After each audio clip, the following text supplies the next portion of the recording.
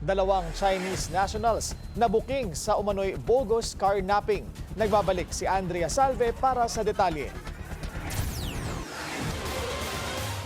Hindi na nakapalag ang lalaking Chinese national na ito ng palibutan ng mga otoridad sa isang talyer sa Caloocan City. Ang sasakyang ito ang itinuturong ninakaw niya mula sa isa pang Chinese national. Pero ang pinagtataka ng mga otoridad, iba ang karga nitong plaka sa iniulat ng biktima. Doon na napag-alamang scripted pala ang nangyaring carnapping. Na-reveal nitong ating suspect na kinutsaban nitong ating biktima.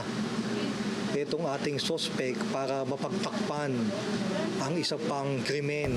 Lumabas sa investigasyon na hindi ito ang sasakyan ng biktima, kundi ang wasak na sasakyang natagpuan naman ng pulisya sa isang warehouse sa Valenzuela. Gamit ang sasakyan ng suspect at ang plaka ng biktima, pinalabas daw ng dalawa na nakarnap ang sasakyan.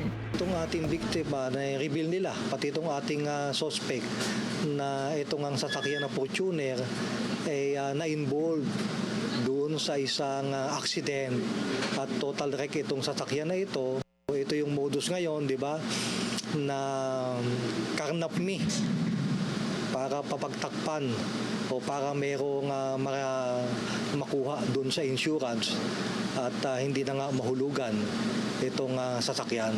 Na-turnover na raw ng Valenzuela PNP sa Highway Patrol Group ang investigasyon sa wasak na sasakyan. Sinampahan naman nila ng mga kasong perjury, illegal transfer of license plates at insurance fraud ang dalawang Chinese na sangkot sa krimen. Para sa Agenda, Andrea Salve, Billionaire News Channel.